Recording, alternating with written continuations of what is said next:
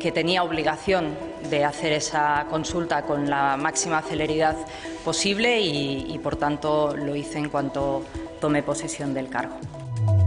Buenas noches. Corresponde al presidente del Congreso no solo cumplir y hacer cumplir, sino también interpretar el reglamento de la Cámara e incluso, atención, suplirlo en caso de omisión.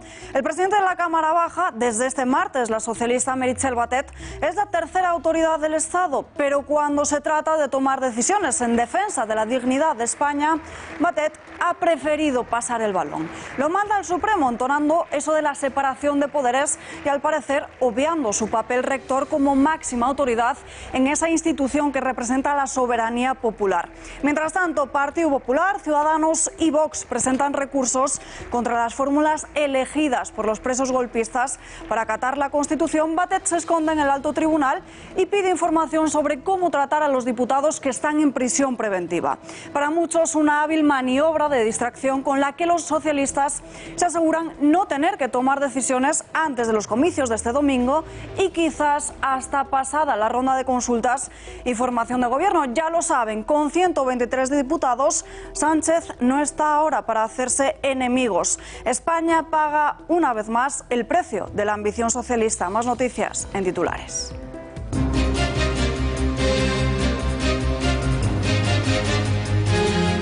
La nueva presidenta del Congreso acude al Palacio de la Zarzuela para informar al rey de que las Cortes se han constituido, pero la ronda de consultas no será hasta la semana que viene, por lo que la sesión de investidura se situará ya entrado el mes de junio. De momento no está claro que Pedro Sánchez sea el presidente.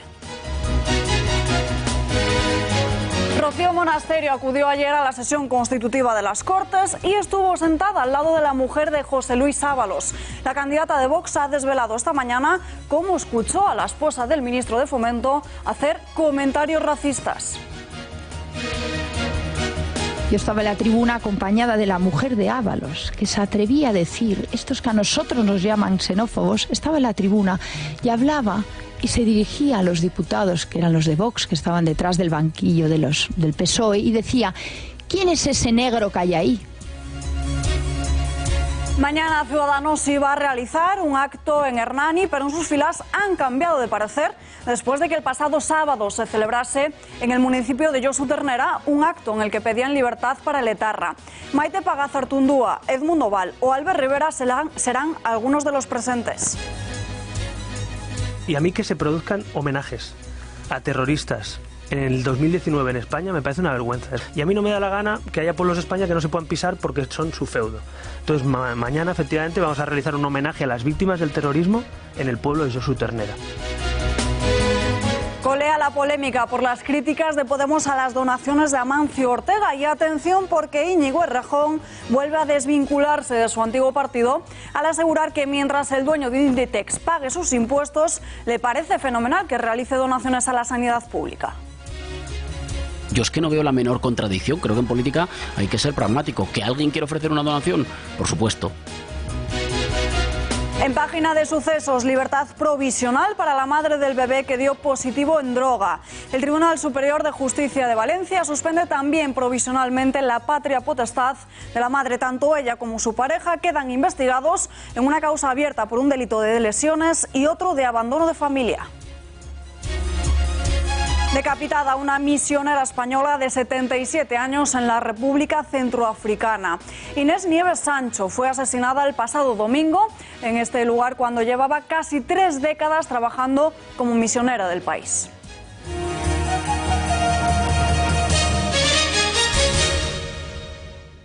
que como presidenta lo primero que hice ayer y quise hacer fue solicitar al Tribunal Supremo, dada la situación de prisión preventiva de 4 miembros de esta Cámara, que informara el Tribunal Supremo al Congreso de los Diputados, a la Cámara, las consecuencias de la aplicación de la ley procesal en la situación de los parlamentarios en las condiciones del ejercicio de su mandato. El auto que remitió el Tribunal Supremo se refería a la sesión constitutiva y parece adecuado conocer la situación para toda la legislatura. Y eso es lo que esta presidencia consideró, que tenía obligación de hacer esa consulta con la máxima celeridad posible y por tanto, lo hice en cuanto tomé posesión del cargo. Meritxell Batet devuelve la patata caliente al Tribunal Supremo. La recién estrenada presidenta del Congreso gana tiempo al solicitar un informe sobre la aplicación del artículo 384 bis de la Ley de Enjuiciamiento Criminal, el que le llevaría a la suspensión de los diputados electos. Batet traslada al Tribunal Supremo la responsabilidad de decidir sobre la suspensión de los diputados electos. Precisamente es el mismo artículo que esgrime la Fiscalía para instar a la propia Batet a suspender en funciones a los golpistas. Y es que en paralelo a los movimientos de la socialista, la Fiscalía ha solicitado al Supremo que ordene a las Cortes de forma inmediata suspenderles. En todo caso, Batet ha pedido respetar los tiempos y esperar a que se reúna la mesa de la Cámara, que será previsiblemente en los próximos días. En el Partido Popular califican de cómplice a Batet y a los socialistas al blanquear a los separatistas. Pablo Casado, que ayer mantuvo un perfil bajo durante la sesión constitutiva de las Cortes, hoy eleva el tono contra el Partido Socialista. Porque lo que ayer vimos es la ocultación de una estrategia premeditada por parte de Pedro Sánchez y del señor Junqueras, que acaba conduciendo a los indultos. Me explico. Cuando el señor Junqueras se acerca al escaño de Sánchez y le dice, tenemos que hablar, y Pedro Sánchez le responde, no te preocupes, sinceramente tengo que decir que a mí me preocupa que Pedro Sánchez le diga a Oriol Junqueras que no se preocupe. A los demócratas españoles nos preocupa que el señor Junqueras no se preocupe cuando tiene al Tribunal Supremo juzgándole por dar un golpe al Estado. Y desde el separatismo confían en que la mesa del Congreso no suspenda a los encarcelados. Quim Torra asegura que Batet tomará la mejor decisión posible. El presidente de la Generalitat lo hace además apelando a su condición de catalana. Sí, como dije ayer, sería lamentable que se suspendieran a políticos que tienen sus derechos intactos. Por tanto, no hay ninguna razón para suspenderlos y esperamos que obviamente esto no se produzca.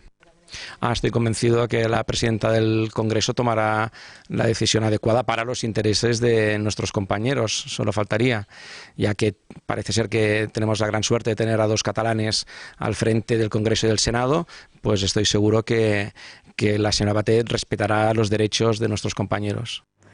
Y Podemos descarta la suspensión de los encarcelados. En la formación morada han dejado esta mañana la puerta abierta a que los 2 miembros de su grupo parlamentario en la mesa se opongan a tomar esta medida. Está claro que es una situación de una cierta complejidad jurídica, donde está en juego no solo los derechos de las personas afectadas y también de las personas que representan esos diputados, o sea, no solo los derechos de los diputados, sino de toda la gente que los votó, sino que además está en juego los derechos también del resto de diputados y del resto de electores, porque la interpretación que se fije en este caso puede tener implicaciones de calado, de fondo, para toda la Cámara en el futuro. Por tanto, estamos ante una decisión que es trascendental y que tiene que ver, por un lado, en cómo se debe interpretar la Ley de Enjuiciamiento Criminal y, por el otro, en cómo se debe interpretar el reglamento de la Cámara. En Vox han asegurado que lo que hicieron ayer los separatistas con el Parlamento fue convertir la Cámara en un circo y en una cámara de forajidos. Santiago Abascal defiende lo que hicieron sus parlamentarios de golpear la mesa ante unas promesas que enmarca en un nuevo ataque a la Constitución española.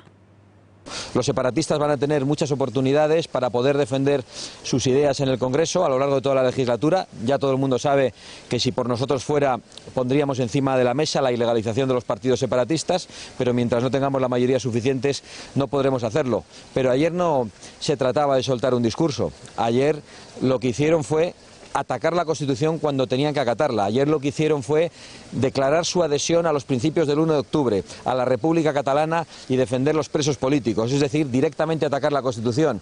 Nos tratan a los españoles como imbéciles.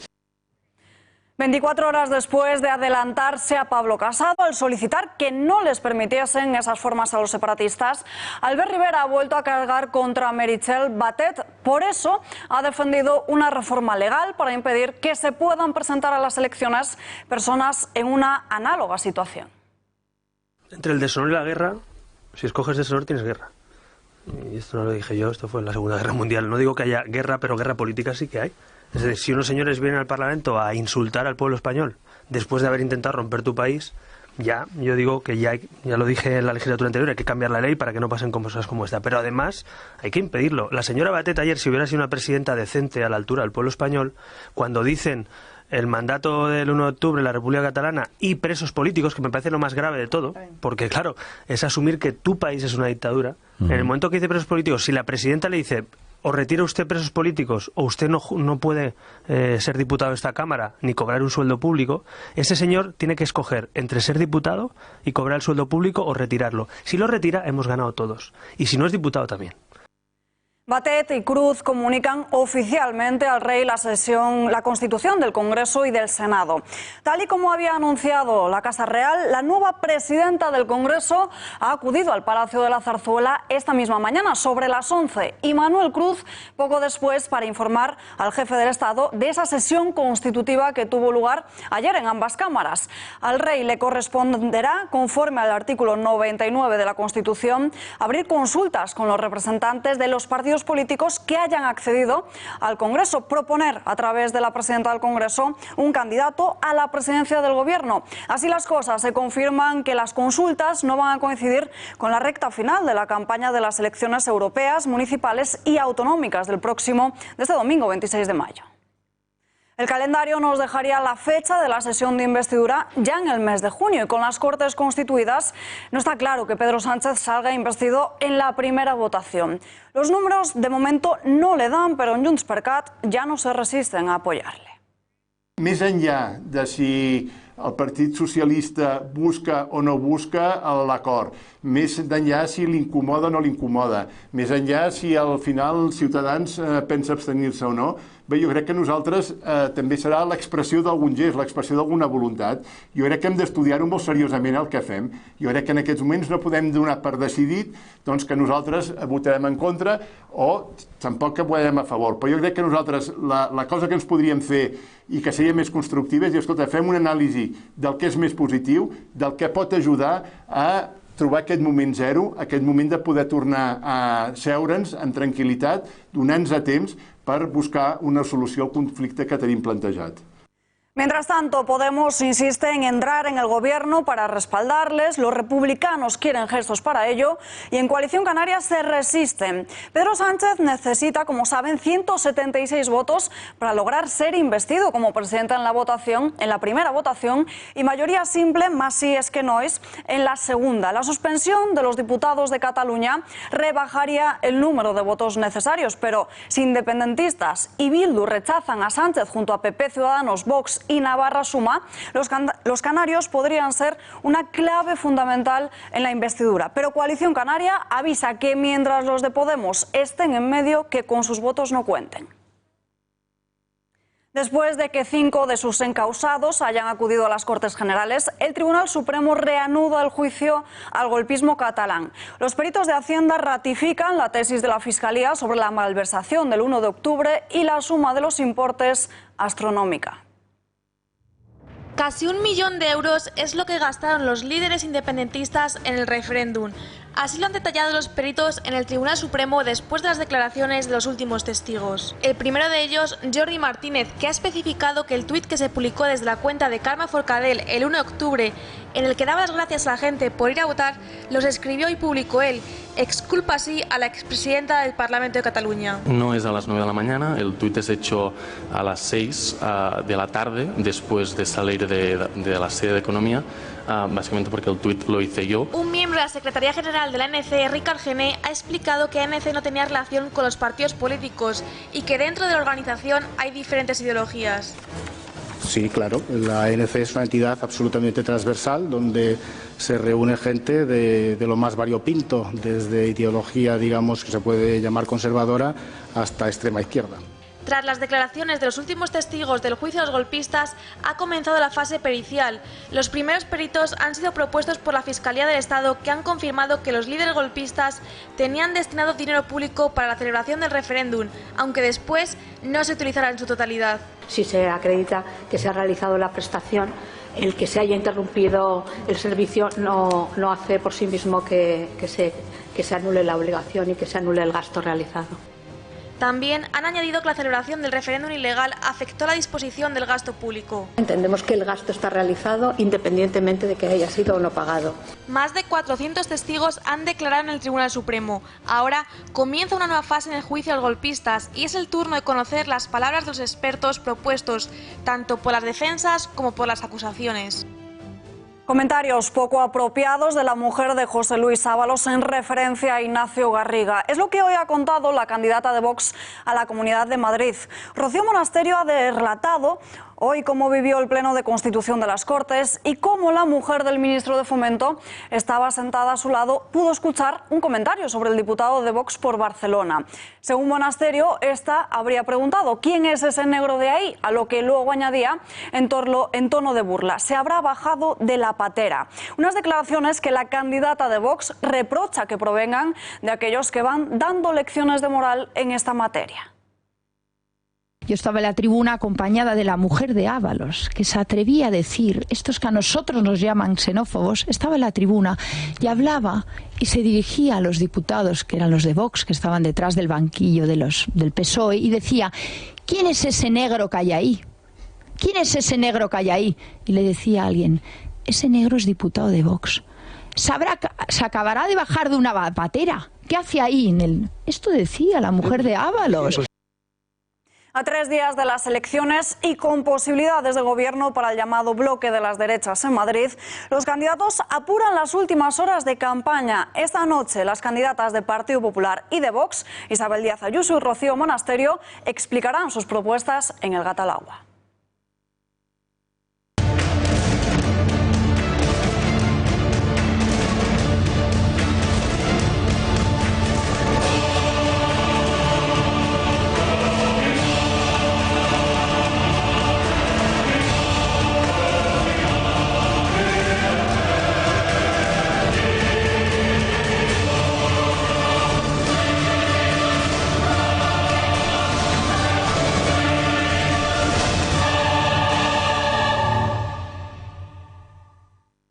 Y nosotros hablamos ya con uno de los candidatos a la Comunidad de Madrid por las listas de Vox, con José Luis Ruiz. Muy buenas noches y muchísimas gracias por acompañarnos. Hola, buenas noches. Encantado de estar aquí con vosotros. El placer es nuestro. Bueno, quedan apenas unos días para las elecciones de este domingo. ¿Cómo resumiría las propuestas de su partido para Madrid?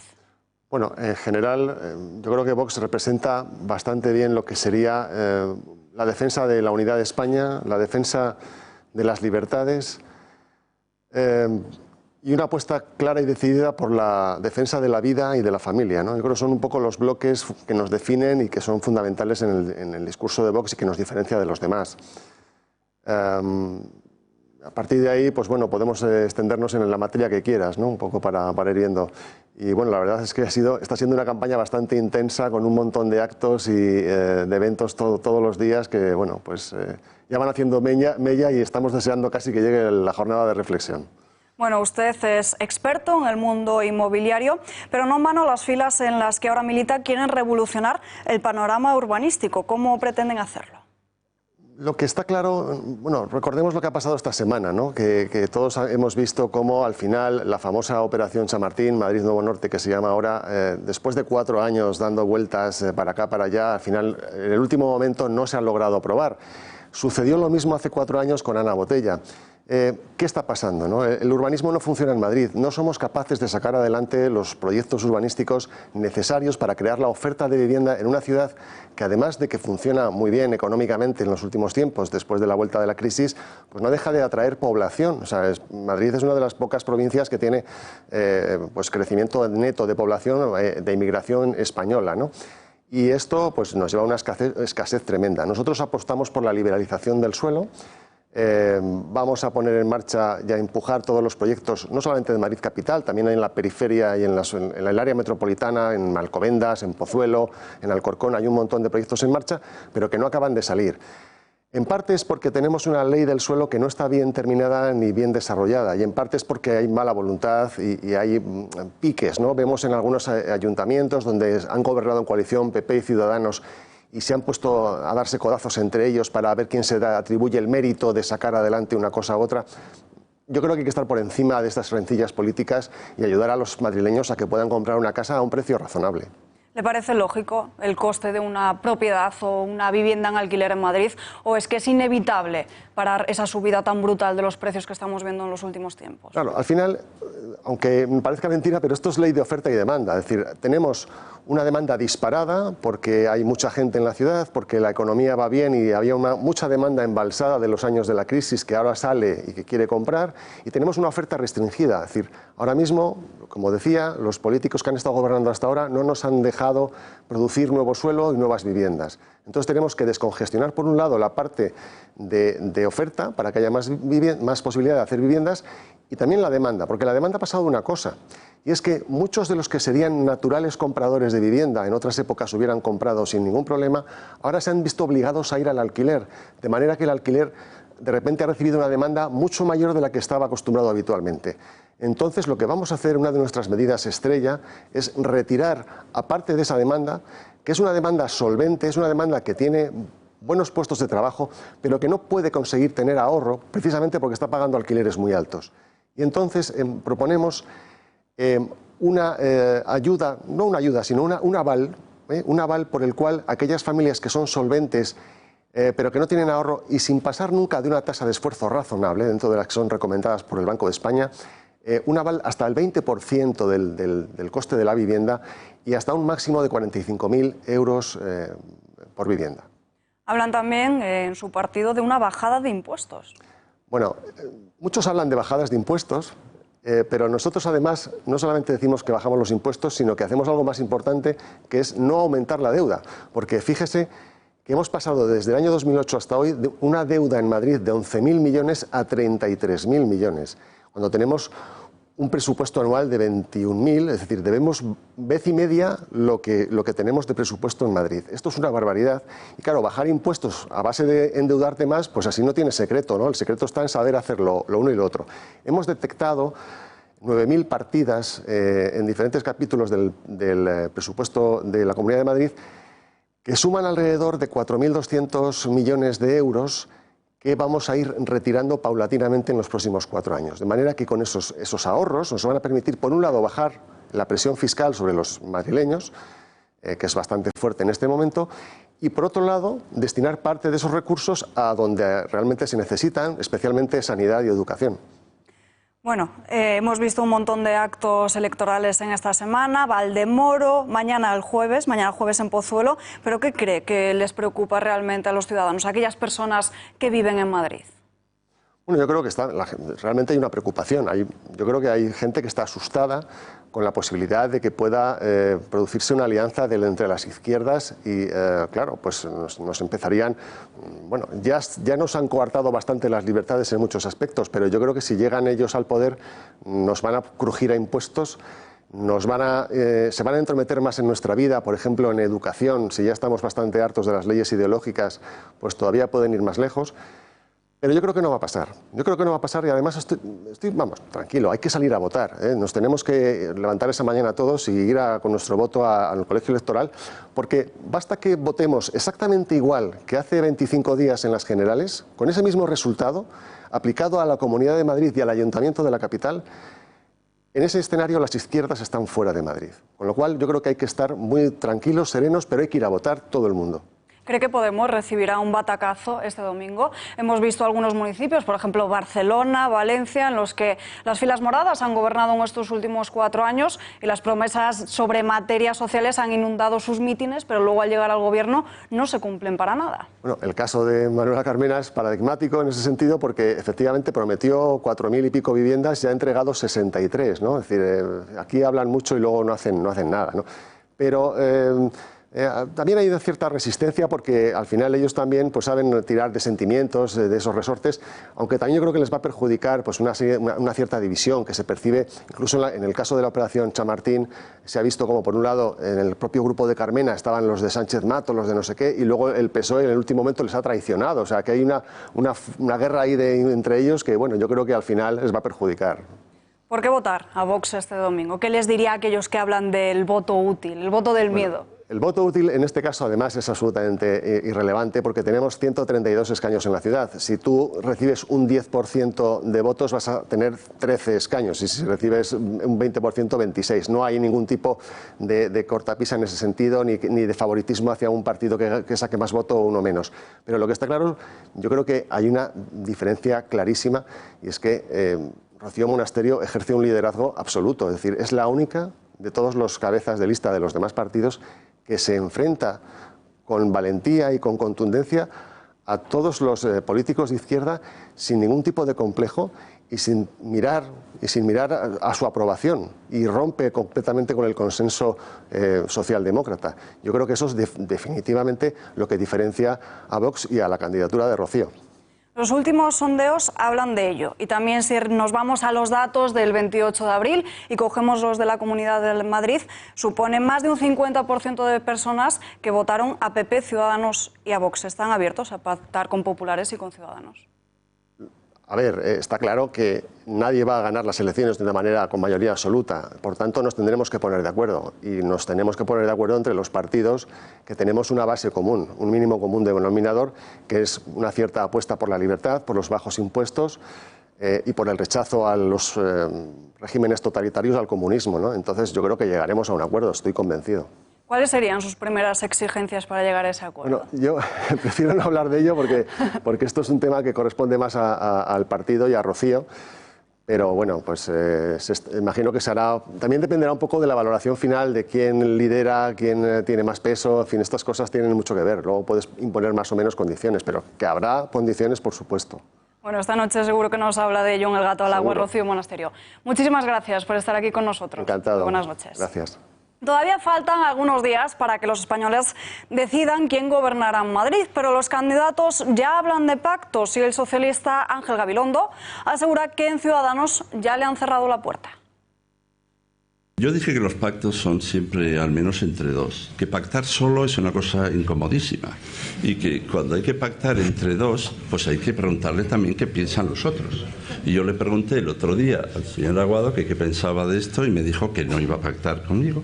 Y entonces yo entendí que ya no, casi mejor no quedamos. Pero lo que quiero decir con todo esto es que hay una cosa que es importante, es que sepamos también cuál es la actitud de todos. Nos tendremos que reunir, tendremos que hablar mirándonos a la cara.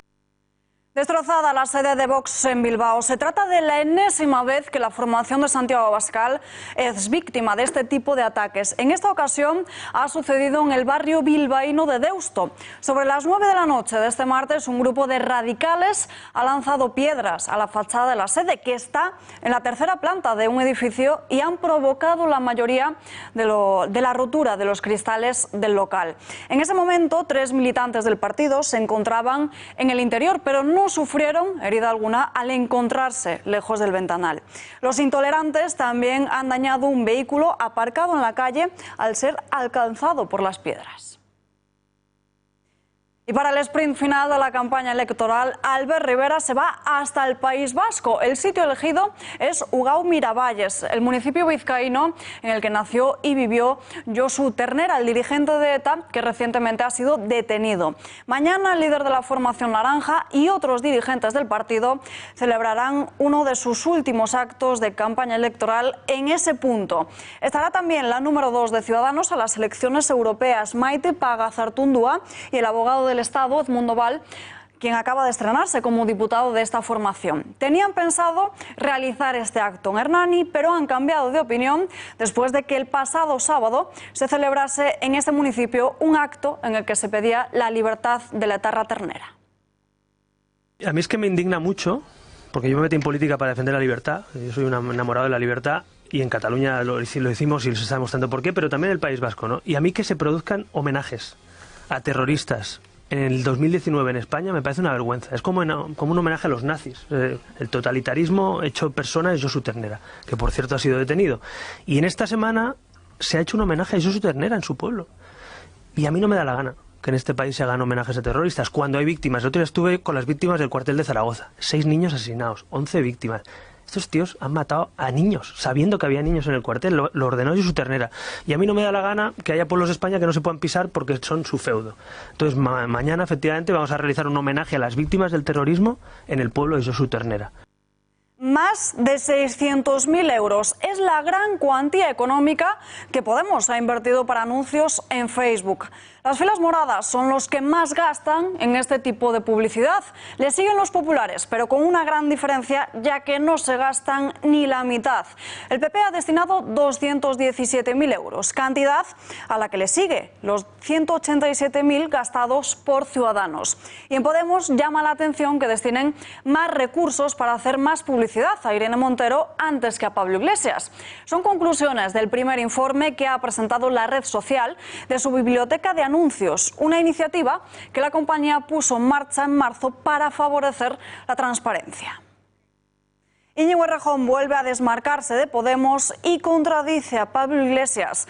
El cabeza de lista de Más Madrid a la comunidad le parece bien siempre y cuando pague sus impuestos. Errejón pide preocuparse por otros asuntos y dejar estas polémicas a un lado. Básicamente, ¿usted las aceptaría como presidente de la Comunidad de Madrid, esas donaciones para la sanidad pública? Sí.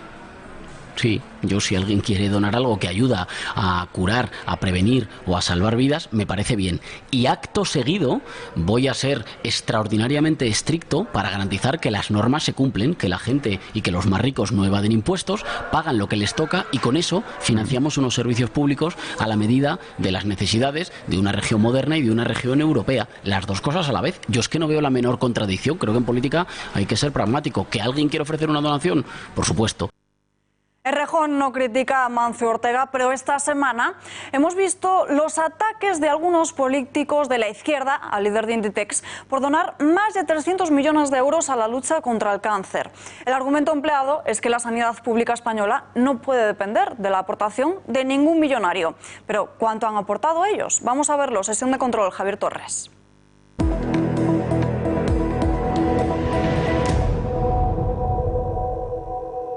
Buenas noches, Alba. Esta semana algunos líderes de la izquierda han quedado retratados por sus críticas a Amancio Ortega. Hace 2 días, Rocío Monasterio recordaba a Errejón que él no ha trabajado nunca.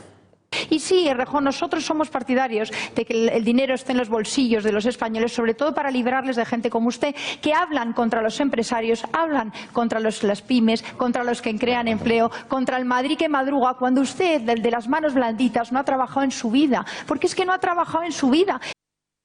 Así lo vemos en el currículum de Errejón, que aún aparece en la web de Podemos. Doctor en Ciencias Políticas, sin embargo, no ha cotizado nada antes de llegar a la política. Quien sí ha censurado la donación de Amancio Ortega a la sanidad pública es Pablo Iglesias. Hoy, por cierto, lo ha vuelto a hacer.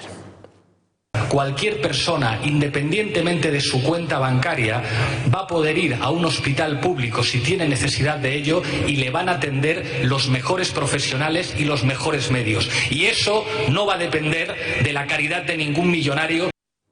En su currículum podemos ver que ha trabajado como profesor en la Universidad Complutense y, ojo, en el ámbito privado es director de una productora audiovisual de la que aún está al frente. Irene Montero, que también ha atacado a Amancio Ortega, apenas sabe lo que es trabajar fuera de la política. Licenciada en Psicología y con un máster, su única experiencia laboral data del año 2010 en una empresa Saturn dedicada a la electrónica. Peor aún es lo de Isabel Serra, la candidata de Podemos a la Comunidad de Madrid, que no ha trabajado nunca. Así lo reconocía ella misma en la declaración de bienes y renta del año 2015, en el que se convierte en diputada de la Asamblea de Madrid. Ni en 2013 ni en 2014 presentó declaración de la renta. Y tenemos precisamente conexión con Isabel Martínez Noriega, directora de Marketing y de Comunicación de la Asociación Española contra el Cáncer. Señora Martínez, muy buenas noches. Buenas noches. Desde su asociación, ¿ven algún motivo por el que deberían rechazarse estas donaciones de Amancio Ortega? Desde la Asociación Española contra el Cáncer no vemos absolutamente ningún motivo por el cual no se puedan aceptar estas donaciones. De hecho, creemos que la sociedad civil, a través de donaciones particulares o de empresas o de fundaciones, realmente tienen que colaborar y cada uno de ellos tiene su responsabilidad a la hora de trabajar en la lucha contra el cáncer. Piense que cada año en España hay 100.000 personas que mueren a causa de esta enfermedad. Pero ¿cuáles son los pilares fundamentales que deben tener esas colaboraciones? Es cierto que estas donaciones no pueden ser de cualquier manera, siempre tienen que cumplir los principios de transparencia y de sostenibilidad del sistema en cuanto a la equidad y la accesibilidad al mismo. De los fondos que su asociación recibe, ¿cuántos son privados? ¿Podrían seguir trabajando, realizando su labor sin ellos? La Asociación Española contra el Cáncer, en el año 2018, hasta el 91% de los fondos que hemos recibido son privados. Fondos que realmente vienen de personas individuales, de empresas, que son los que permiten que podamos hacer nuestra labor día a día. Y de hecho estamos muy contentos de que estos fondos vengan de la sociedad civil, porque realmente nosotros como entidad somos portavoces de la sociedad civil y defensores también de los derechos de la persona enferma de cáncer y de sus familias. ¿Qué iniciativas han iniciado a raíz de este tipo de donaciones? Desde la Asociación contra el Cáncer tenemos iniciativas que nos han permitido durante el año pasado llegar casi a 500.000 de pacientes con atención psicológica, orientación sanitaria, servicios de atención social, todos ellos siempre 100% gratuitos, y además estamos muy cerca de la investigación en cáncer con 56 millones de euros en casi 400 proyectos que realmente nos permiten estar a la altura de las circunstancias y poder hacer que el cáncer en el futuro sea una cosa distinta. Un llamamiento desde su asociación. ¿Cómo podrían los ciudadanos colaborar con ustedes? La verdad es que el llamamiento viene sobre todo de parte de las personas que tienen cáncer, y realmente lo que pedimos es la colaboración de todas las personas que nos están escuchando, de todas las personas individuales, de todas las empresas, para que realmente podamos conseguir ayudar a más personas, que ese es nuestro objetivo, intentar disminuir el impacto de la enfermedad y mejorar la vida de las personas que tienen cáncer en este momento. Señora Martínez, gracias por su trabajo y muy buenas noches. Muchísimas gracias. Y el Partido Socialista pide imputar a Aguirre en el caso Lezo y también a otros 4 miembros del Consejo de Gobierno que votaron a favor de la construcción de un campo de golf en instalaciones del canal de Isabel II el pasado 18 de enero de 2007. A la expresidenta no le sorprende en absoluto. El PSOE lleva mucho tiempo detrás de mí porque no le ha parecido bien que el helipuerto que servía para que aterrizara Bono sirva para que los madrileños practiquen deportes, tengan un jardín y en este caso una cancha de prácticas. Y como no les gusta, porque quieren el helipuerto para que aterrice Bono, que por cierto vamos a ver ahora muchas cosas nuevas desde que han detenido a nuestro embajador en Caracas y a su hijo el otro día, pues no me choca que el PSOE lo pida. El PSOE está detrás de mí desde hace 30 años. Inadmitida la querella de Izquierda Unida contra la sociedad de Begoña Villacís. La juez de instrucción número 24 de Madrid avala la documentación que acredita tanto que la DIL vendió su participación en el año 2009 como que cesó como administradora en el 2011. De esta forma se inadmite esa querella que en la formación de Izquierda acusaba a la candidata de Ciudadanos de la presunta comisión de un delito de actividades prohibidas a los funcionarios públicos y abusos en el ejercicio de su función. La formación sostenía en su demanda que Villacís incurrió en un conflicto de intereses, ya que esta sociedad asesoró a varios sindicatos policiales en acciones contra el Ayuntamiento de Madrid. 400 millones de euros es el agujero al sistema de pensiones que el Ejecutivo prevé para este año 2019. El Gobierno cree que este año el déficit de la Seguridad Social continuará aumentando por segundo año consecutivo hasta los 17.000 millones de euros, lo que supone un 1,4% del PIB. Mientras tanto, en 2018 fueron 17.088 millones. Así lo plasma el Ejecutivo en la notificación de déficit y deuda que remitió a la Comisión Europea el pasado 9 de abril.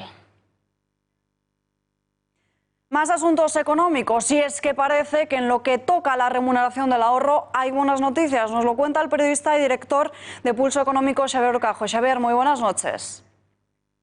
Buenas noches, Alba. Pues efectivamente estamos a punto, creo, de una revolución sobre el ahorro de los españoles. La situación del ahorro viene siendo muy complicada porque, verán, existe unos 880.000 millones de euros, el 75%, 3/4 partes, por tanto, del Producto Interior Bruto, que tienen, que son pues depósitos, saldos de ahorro, en fin, saldos de cuentas que están por ahí, esperando a ver qué hacemos con ellos, sus titulares, ¿verdad?, que tienen un coste para la banca cero, y lo peor, tienen una remuneración para el cliente igual, cero, patatero.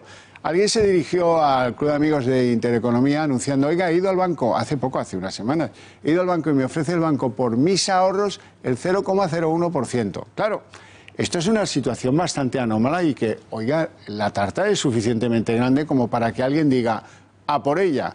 Y han ido a por ella, por ejemplo, 3 bancos ya: Openbank, que depende del Santander, Bankinter, y ahora el último, ING. Se inventan un concepto. Vamos a proponerle a estos ahorradores que no reciben nada y que les muerde la inflación cada año, vamos a proponerles que sean inversores. Inversores en algo de poco riesgo, pero inversores, y algo que sea barato. Y entonces se han inventado la fórmula: inviertan ustedes en fondos sobre índices, el IBEX, Eurostoxx o índices que hay varios. Ofrecen opción a los clientes para poner sus ahorros en esos fondos de forma muy barata. Resulta que ahora los fondos, el 60% de los fondos que hay en España los manejan estas entidades: Santander, Sabadell, BBVA, Bankia y CaixaBank. 60% de todos los fondos. Pero tienen un problema, y es que son caros y no dan mucha rentabilidad. Así es que ING ha visto la situación y dice: al 0,99 se lo hago yo cada año, se lo gestiono y se lo intento poner en rentabilidad. Digo intento y dudo porque no está claro que esos fondos vayan a ser un éxito cuando venzan. Eso ya lo veremos, pero en cualquier caso, lo evidente, lo cierto y verdad es que esto está revolucionando el territorio del ahorro, que llevaba mucho tiempo amorfo y dando mucho disgusto a los que tienen la sana virtud del ahorro. Así es que vamos a ver en qué queda. Gracias, Xavier, y muy buenas noches. ¿Se imaginan a premios Nobel y a expertos del mundo de la ciencia reunidos en un solo lugar para hablar sobre algo que nos atañe a todos, como es el envejecimiento? Pues esto es justo lo que hoy ha pasado en la Fundación Ramón Areces, a donde nos vamos ya en directo. María Matos, ¿qué es lo que se está celebrando ahí? Muy buenas noches. Muy buenas noches, pues estamos en el Nobel Prize Dialogue, un espacio de diálogo y de debate que reúne a 5 premios Nobel de diferentes categorías, entre ellos a nuestro Mario Vargas Llosa, y también a 20 expertos y científicos que han hablado sobre los principales retos a los que se enfrenta nuestra sociedad ante el envejecimiento. Es la primera vez en España que se celebra un evento de estas características, y lo ha hecho gracias a la Fundación Ramón Areces, que, como saben, siempre ha apoyado el talento y las capacidades científicas de los investigadores españoles. Al evento han acudido unas 400 personas que han tenido el placer de escuchar a algunas de las mentes más brillantes de nuestro país dar respuesta a preguntas tan complejas como, por ejemplo, ¿cuál es nuestra esperanza de vida saludable? ¿Cuánto vamos a vivir? ¿O cómo enfrentarnos a las enfermedades del envejecimiento? También decir que ha sido una jornada interesantísima en la que ha habido muchísima expectación, incluso también de medios internacionales. Gracias, María. Podrán disfrutar de ese reportaje al completo esta noche en El Gato al Agua. Vamos con más asuntos del día. Libertad provisional para la madre del bebé que dio positivo en droga. El Tribunal Superior de Justicia valenciano suspende también provisionalmente la patria potestad de la madre. Tanto ella como su pareja quedan investigados en una causa abierta por un delito de lesiones y otro de abandono de familia. Asimismo, ambos no podrán aproximarse al bebé a menos de 500 metros del niño, ni tampoco comunicarse con él. Como es habitual en estos casos, la Generalitat Valenciana se hará cargo del bebé que fue ingresado en un hospital de Valencia en estado de coma por una intoxicación por cocaína y cannabis. Alejandra es una niña de Ponferrada y sufre una discapacidad visual cerebral, epilepsia y un retraso madurativo severo y un trastorno de comunicación. Su madre le ha ayudado a escribir una carta dirigida al director provincial de Educación de León. Escuchen su emocionante petición, ahí la están viendo en sus pantallas. Que Alejandra consiga matricularse en el colegio que quiere cerca de su casa, es el título de esta carta. Me presento, soy una niña de 4 años, me llamo Alejandra y tengo una discapacidad visual cerebral, epilepsia y además tengo un retraso madurativo severo y un trastorno de comunicación. Alejandra prosigue esta carta diciendo: mis padres quieren elegir libremente mi colegio, como cualquier otro niño sin discapacidad, y han elegido uno cercano a mi casa y también al trabajo de mi mamá. Un caso que incide directamente en la cuestión de si debe el Gobierno priorizar entre los centros inclusivos o de educación especial. Tenemos conexión en directo con José María Escudero, presidente de la plataforma Inclusiva Sí, Especial también. Señor Escudero, muy buenas noches. Hola, buenas noches. En primer lugar, ¿qué dice ahora mismo la ley? ¿Es la Administración la que decide a qué centro debe ir un niño con discapacidad? Bueno, ahora mismo son los equipos de orientación de cada zona, cuando evalúan al niño, los que deciden si hacen el dictamen hacia un colegio ordinario o hacia un centro de educación especial. Es verdad que esos equipos hay veces que tienen más en cuenta la opinión de las familias a la hora de tomar la decisión y de los profesionales que han evaluado al niño, y en otras veces pues no se tienen tan en cuenta. ¿Qué diferencia, para que lo entienda la gente, hay entre un centro de educación especial y uno inclusivo? Bueno, realmente las dos modalidades son inclusivas. Tendríamos que diferenciar en lo que es un colegio de educación especial o un colegio ordinario. El colegio ordinario es aquel en el que pues, la mayor parte de los niños no tienen discapacidad, y los colegios de educación especial son aquellos en los que van todos los niños a los que van tienen problemas de discapacidad. ¿Por qué es importante la existencia de centros de educación especiales? Ahora en España más de un 80%, alrededor del 83% de los niños y niñas con discapacidad intelectual ya están en colegios ordinarios. Sin embargo, hay alrededor de un 17% que no tienen la posibilidad, por las dificultades que tienen o por los entornos controlados que necesitan, para ir a un colegio ordinario. Los profesionales consideran que el mejor lugar es en colegios de educación especial, donde tienen el equipo adecuado para trabajar con ellos y también el entorno más necesario para sacar el mayor potencial a estos niños. Su plataforma pide al fin y al cabo que se respete la libertad de decisión de cada padre. Bueno, realmente no. Desde la plataforma Inclusiva Sí Especial también creemos que es más importante el interés superior del menor a lo que queramos las familias. Es verdad que sí que pensamos que a la hora de hacer los dictámenes de escolarización sería muy importante tener en cuenta a las familias, que realmente son las que conocen mejor al niño, y también a los profesionales que están trabajando con ellos, pero siempre abogamos por el interés superior del menor en estos casos. Gracias y muy buenas noches. Buenas noches. Robaban los vehículos, los matriculaban falsamente en Italia y tras pasar la ITV los registraban en España. Era el modus operandi de una organización criminal dedicada al tráfico ilícito de vehículos de alta gama en Córdoba y en Palma de Mallorca. Habían ideado un complejo procedimiento para evadir el pago de los impuestos correspondientes en la importación de vehículos procedentes de terceros países a la Unión Europea. Las investigaciones se iniciaron tras detectar la Guardia Civil el pasado mes de abril de 2017, circulando por territorio español un turismo marca Maserati que figuraba como sustraído en Polonia. La policía lleva a cabo la mayor operación de incautación de cristal. Los agentes han intervenido 337 kilos de drogas sintéticas y han desarticulado una red de narcotraficantes que operaba en el norte de España. Una operación en la que se han detenido a 12 personas y han realizado 12 registros en domicilios de La Rioja, Navarra y Cantabria, en los que se han incautado, como decimos, más de 300 kilos de drogas sintéticas, 52 kilos de marihuana, 672 pastillas y más de 30.000 euros en efectivo. La incautación de esos casi 200 kilos de cristal realizada en esta operación supone la mayor operación de esta droga en nuestro país hasta la fecha.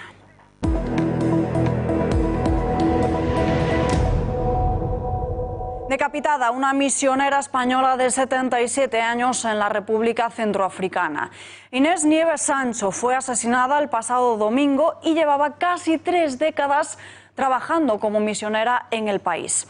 Al parecer, la religiosa de la Congregación de las Hijas de Jesús de Massac fue sacada de la cama a la fuerza por unos desconocidos que accedieron a su habitación y la condujeron al aula de costura, donde fue acuchillada y prácticamente decapitada. El Vaticano advierte que dejar de alimentar al francés Vincent Lambert es un abandono. Señala que la alimentación y la hidratación son una forma de cura esencial. Palabras que se producen después de que el Tribunal de Apelaciones de París decidiera este lunes que no se retirasen esas medidas al paciente en estado vegetativo. La justicia ha dado la razón a los padres de Lambert, que pedían que no se detuviese la hidratación y alimentación artificial que le mantienen con vida, atendiendo así a la solicitud de la Convención de la ONU sobre los derechos de las personas con discapacidad sobre el mantenimiento de esas medidas. Y tenemos una última hora sobre el Brexit porque, como saben, durante toda esta semana los europeos están llamados a decidir qué personas, qué diputados conformarán el Europarlamento de Bruselas. Redacción de informativos, Pepe García Saavedra, muy buenas noches. Muy buenas noches, Alba. Pues finalmente, ante la imposibilidad de llegar a un acuerdo del Brexit, Reino Unido finalmente participará en las elecciones europeas. Esto no estaba previsto en los planes iniciales de Bruselas, que contemplaban que Reino Unido abandonara el bloque comunitario en marzo de este año. En Reino Unido están llamados a las urnas 46,8 millones de personas. Los colegios electorales abrirán a las 7 de la mañana y cerrarán a las 10 de la noche en unas elecciones en las que se elegirán a 73 eurodiputados. May espera que su último plan del Brexit, que llegará a la Cámara de los Comunes la primera semana de junio, sea aprobado y que no sea ni siquiera necesario que los nuevos eurodiputados tomen posesión, un acto que tendrá lugar a principios de julio. El partido euroescéptico de Nigel Farage parte como gran favorito en unos sondeos que pronostican un descalabro de los conservadores de Theresa May. Y además de Reino Unido, mañana también están llamados a las urnas en Países Bajos. El resto de estados lo irán haciendo de aquí al domingo, fecha en la que los españoles estamos llamados a las urnas. Gracias, Pepe, y muy buenas noches. Fallece Eduard Punset a los 82 años en Barcelona. La familia ha hecho pública esta trágica noticia a través de las redes sociales. Punset padecía un cáncer de pulmón diagnosticado desde el año 2017, del que habló abiertamente en varias ocasiones. Era un conocido divulgador científico, economista, jurista y exministro del Gobierno de España. Nació en la capital catalana en 1936, estudió Derecho en la Universidad Complutense de Madrid, cursó Ciencias Económicas en Londres y París y ejerció el periodismo económico. Y nosotros nos despedimos ya, pero volvemos mañana a las 8:30 con más información. Mientras tanto, pueden seguir informados en nuestra página web, en eltorotv.com. Ya lo saben, lo que otros no le cuentan o como otros no se lo cuentan. Buenas noches.